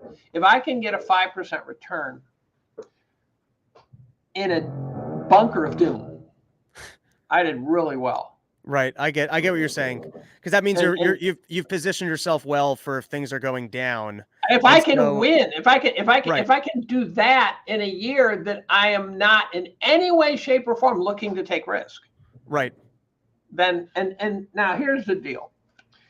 In a nutshell, as you recall, I went through, first of all the tailwinds of the last 40 years. I have to credit Murray Stahl with some of them. He got me thinking about it in this way. And it turns out that it includes China's cheap labor, Russia's cheap resources, demographics in the United States, stock buybacks, credit bubble, interest rates going from 16 to 0. Every one of these are tailwinds that will not repeat. What it did is it produced a recency bias of 40 years. This is what investors don't understand. 40 years of recency bias. So we started in 1981 with the market valuations, by any metric you want, in the basement. You could not give equities away. We had just gone through a 14-year period of truly awful inflation-adjusted returns. We were in the basement. You couldn't give away, and that's why that was the bottom. We went through this period of 40 years where, because of all the things the Fed was able to do and the interest rates were able to drop and the demographics worked so well, and Russia sold us cheap stuff and China made stuff at slave wages, we went through 40 years in which every single goddamn attempt the market made to correct got bought. So the stat that I think is unbelievable is that if you look at market valuations, now for those who are not savvy, there's the price of the market. That's irrelevant because inflation can make that go anywhere you want. The Zimbabwe stock market soars, but you go broke. But a valuation is a metric where it's the price of the market divided by something that it should track. So the GDP, earnings, revenues, book value, and that a valuation is inherently inflation corrected because that thing is inflating too. And it could be the price of the market relative to Big Macs. I mean, it could be anything. And one of the most compelling plots was I posted the price of the market adjusted for the M2 money supply, which is as clean an inflation adjustment as you can do. Over the last 40 years, the valuations, which should just wobble around, should go from cheap to expensive and back, compounded at 3% a year. That's a 3% tailwind that will not repeat. In fact, what I argue is, by definition, unless you want to make the argument that the valuations are going to stay elevated in perpetuity, by definition, they're going to go back to cheap again. And I asked rhetorically, what happens if the next 40 years they compound at negative 3% annualized? And the answer is that's a net 6% swing, annualized. That will be an uninvestable market. You don't believe that's true? Ask the Japanese. The Nikkei was uninvestable, has been uninvestable. Recent years, if you bought at the right time, you made some good money. But if you owned it in 89, you're still underwater. And if you average down, it took you 20 years to break even. I mean, it was uninvestable. And I think we're heading for such a period, a multi-decade uninvestable. I think there will be opportunities for the dexterous, but I'm not interested in that.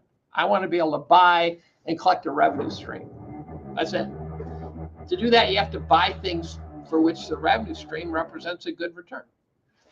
And so I don't think the investors are ready for this, because every time that there was an attempt to correct, which I define as asset prices heading earthward and investor attitudes getting corrected in earnest.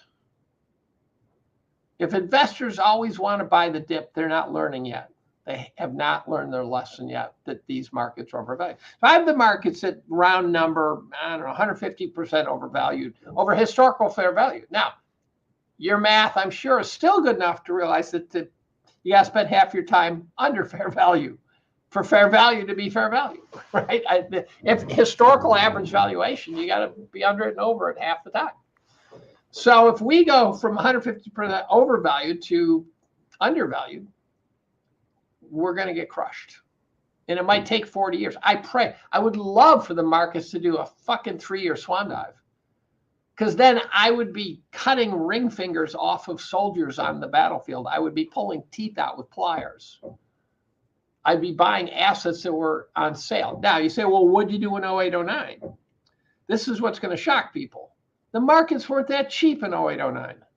They went below historical fair value, but not way below. And they literally spent about a month below fair value. That's not just my opinion.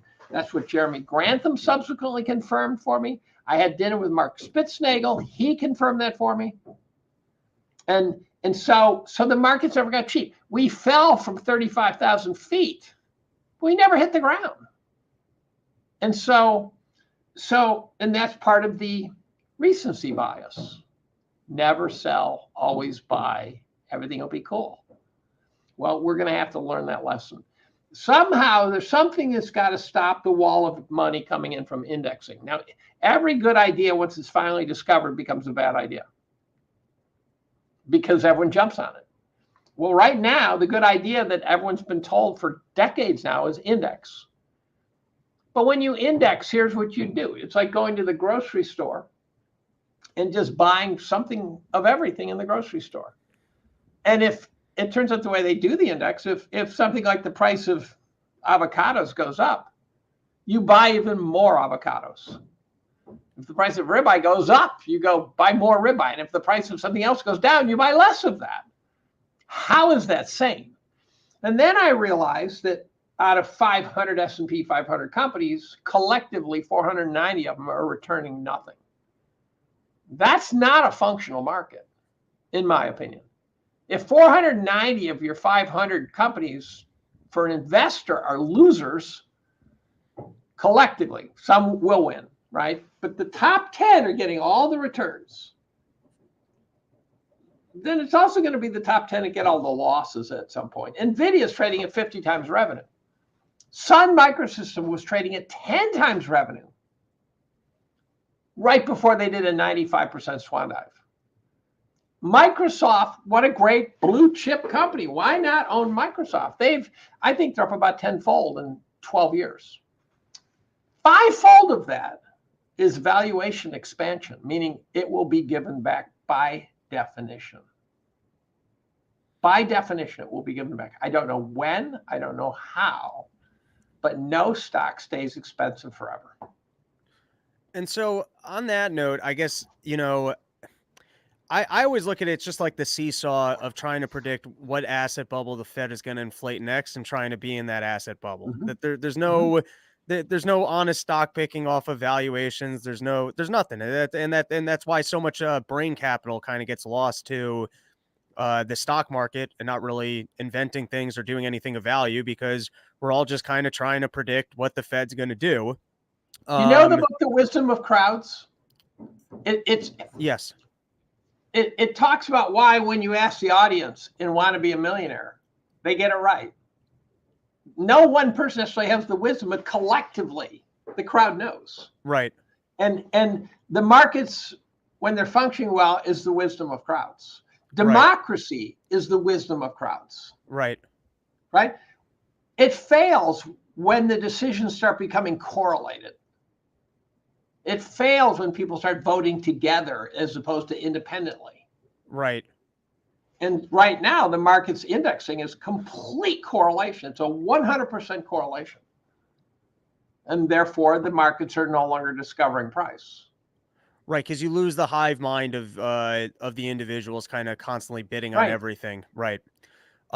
So what's the prediction? Because I also, I read it twice. You had linked in that Warren Buffett article that was saying the most important thing for stock price is essentially the interest rate. I'm so pleased you read that twice. It was really an article. Yeah. And it was, I'm going to have to read it again, by the way, because anyways, because you gotta, sometimes there's precise, very good information and you're like, this, I'm going to have to actually absorb. And I thought the way that you kind of put it in with your list of problems that we saw it this past year. Interest rates came up and people have been pouring into bonds and CDs and whatnots. And so I guess you just have the question of, it still isn't normal to be in a 2% interest rate environment. like historically. And it seems like the Fed is pretty invested in keeping us under 5%, as this past year, they're already looking at. I guess the question just to, have some precision here is, higher interest rates are going to lower stock market evaluations because people have somewhere else that they can put their money. And, everyone would rather have safety and earn an interest rate.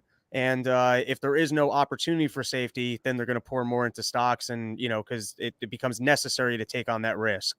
I guess just like long term, if we're looking at the interest rate as being the biggest driver, and low interest rates being the biggest inflator of stock prices, like, what's your expation over the next 5 years? Not low, dropping. Yes, dropping would be a low That's interest critical. rate would continue to kind of force people into the stock market. No.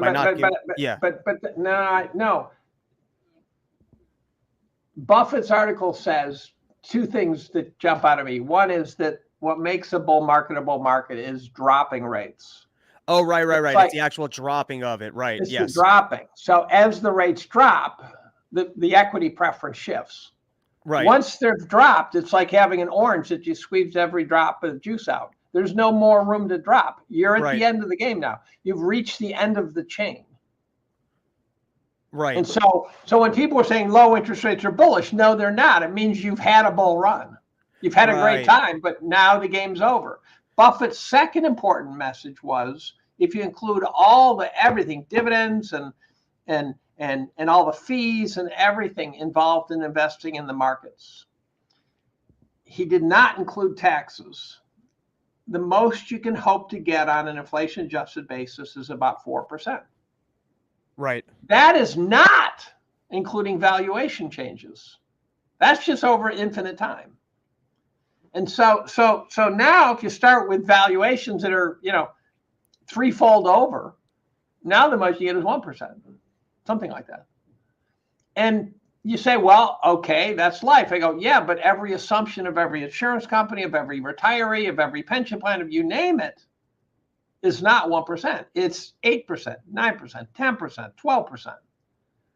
And that's the attitude adjustment.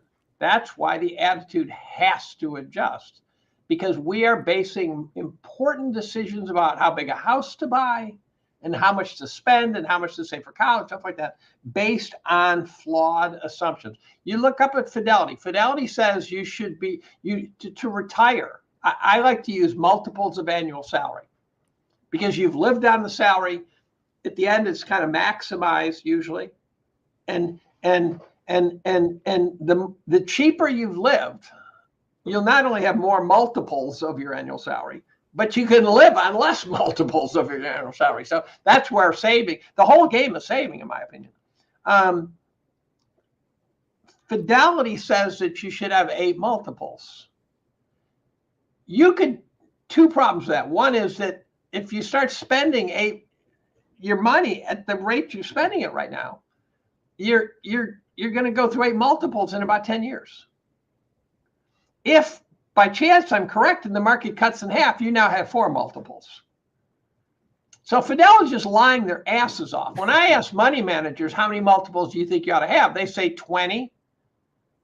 I say 25. I say count the number of years you plan on living and have that many multiples. Now, I think as you get older, you do start spending less, but the bank of dad and the bank of granddad kick in, and my wife has discovered Amazon, and so life isn't getting that cheap, even though we don't do much. But I could retire, but I couldn't retire without fear. And if people sort of knew my stats, they'd go, "There's no fucking way you should be afraid." Right. And the answer is, yeah, well, I'm afraid because I know the system can really beat us up pretty badly. And if you own gold, you go, gold can go down too. Everything. Yeah. If you had told me 30 years ago that, healthcare costs were going to soar, I would have said healthcare insurers are going to get crushed. They made a fortune. They made a fortune. I'm not that good at some of those things. If you put a gun to my head and said, invest in something now, first of all, if we have a whoosh, everything goes down. When money becomes precious, everything sells. Right. It's like food, right? If we ever end up in a situation where we're really deficient of food, right, everyone wants food. But if you put a gun to my head and said, go out on the risk curve, you got to put all your cash, a ton of cash, into an asset area, what would you do? I'd probably find a way to invest in the commodity space. I think that story's correct. So just on that, on the holding cash, because I actually have most of my assets in cash right now. I'm not saying that that's a win. I'm not advising anyone to do that. But it does become a bit of a guessing game to me of, does the Fed constantly push for inflation and you're going to wish that you were in assets because all assets will continue to inflate, or because it seems like the system just doesn't want deflation. Now, maybe that's just a recency bias in my own head that I've never lived in an environment where billionaires can go out and really buy up the whole world for cheap. And so maybe you look at Warren Buffett or some of these other guys, they actually are holding a ton of cash and there will be a deflationary incident and they're going to love it and they're going to have been prepared for it. And we're all going to be suckers thinking, hey, you better hold assets because assets are going to the moon. But I guess that just kind of goes back to what I was saying is it's just a Fed game of, do you want to have cash and play the, prices are going to come down and I'm going to find myself some value game? Or do you want to play they will never let that happen and they'll constantly figure out how to put more money into the system. So you're going to wish you had bought a house now. Akerlof wrote a paper, I think it was in 96. I reached out to him, had a brief exchange with him where I said, your paper's getting legs again. It turns out he basically described how the banks make money going up and down. Right. I believe that the Fed is not omnipotent. That they'll keep it up is giving them superpowers that don't exist. Never have, never will, in my opinion. So they can keep it up for a while, putting fingers in the dike, but at some point it lets loose. And I think the free market is a force of nature that finds a way to break free. And so I think what happens is you get to a point where then the Fed has to stand back. And that's where Greenspan used to talk about mopping up the mess after the fact. Right. When you can no longer sandbag your way out of the problem, then they will step back. And by the way, the smart guys, the insiders, the billionaires, they'll find a way to be out of the splash zone. Right. Although, if you look at busts of the past, when information flow is different, like I finished a book on the Florida real estate boom, which actually was a major contributor to the Depression. The four biggest players all ended up basically destitute, not just not rich, destitute. And so I don't think that's going to happen in this era. I think there's way too many ways for these gazillionaires. For one thing, they're gazillionaires. Those four rich guys then were not like the four rich guys now. But I do believe that someone will step back. And it's like the collapse of the Berlin Wall. Russia thought they could. That's why Malice's book is so good, because it's so timely. Malice is talking about way more than the Soviet Union in his book. At some point, the Soviet Union just could not hold together. It was a failed system, and slowly but surely it rotted and rotted and rotted. And finally, Gorbachev tried to. There's some real heroes that come out of this book. One of the other heroes that comes out of it is Khrushchev. Now, I didn't know this, but Khrushchev, when Stalin died, Khrushchev came out and spilled his guts and said, we did this, we did this, and we did this, and we should never, ever do that again. What's great about Malice's book, I'm on a Malice book campaign. It's called The White Pill. We know 40 million people died. What we don't know, and the irony is Stalin says one death is a tragedy, a million is a statistic. It was Stalin, I think, who said that. What I had no idea was how did 40 million people die? What Malice does is he describes how the Soviet Union as a society imploded on itself and just ate itself, just consumed itself. And it was Stalin's doing, but he got the people to do it too. that's the other book that everyone should read. My opinion, everyone should read is called The True Believer by Eric Hoffer on mass movements. It's how people collectively go out of their minds, whether it's climate change or whatever. They just lose their shit completely. COVID, there's collectively out of their minds. All right. And This was fantastic. I absolutely loved it. Thank you so much for coming on the show and writing that piece. We're going to call it here because it's my first day in the new studio, and I'm going to have to. I thought the natural light would be good, and I'm currently going blind. So I am watching your color change. And what's interesting, you went, you now, instead of, you don't look like you're wearing a hat, you look like you're wearing a riot gear helmet. That's what it looks like on the screen. Yeah, it's been an interesting 2 hours of literally just watching the sun completely change of which eyeball it takes out. That's exactly right.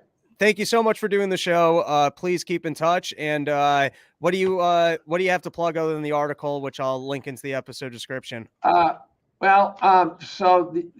people can reach me two ways. One is on Twitter, David B. Collum, Collum.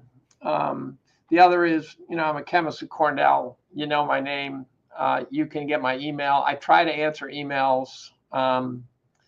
Just because I write hundreds of pages, don't send me hundreds of pages. And I try to answer them though. And I had one guy who sent me hate mail, and I used it in my write-ups. And I'm glad to hear from people, especially if they can bring wisdom. If they can say, "Oh, I can explain this to you," right?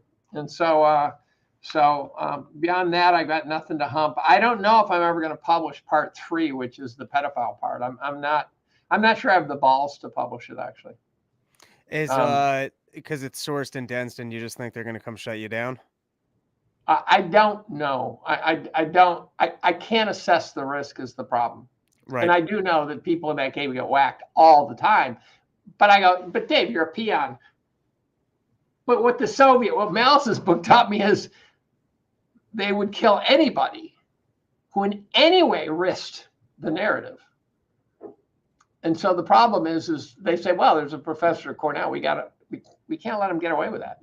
When someone uses a Disney copyright Mickey Mouse, they lose the copyright if they don't challenge them. So you read articles about how Disney's suing someone to not use their copyright. They say, what a bunch of bullies. No, they lose the copyright. So these guys lose their power if they let people speak out.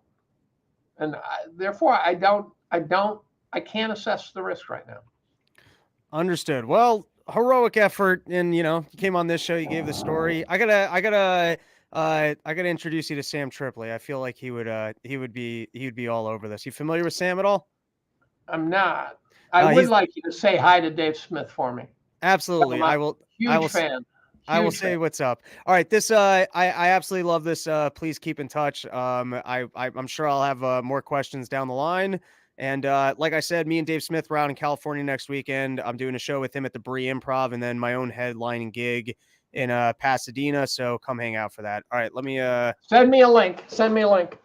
Oh, this is already live, so I'll tweet it at you. But we've been going. This is 2 hours. We're already on the internet. This is YouTube. This is YouTube. It was live on Twitter, so it's there the full 2 hours. We've been going. Okay, send me some links if you're seeing spicy shit. I don't know. Absolutely. All right, let me end this here.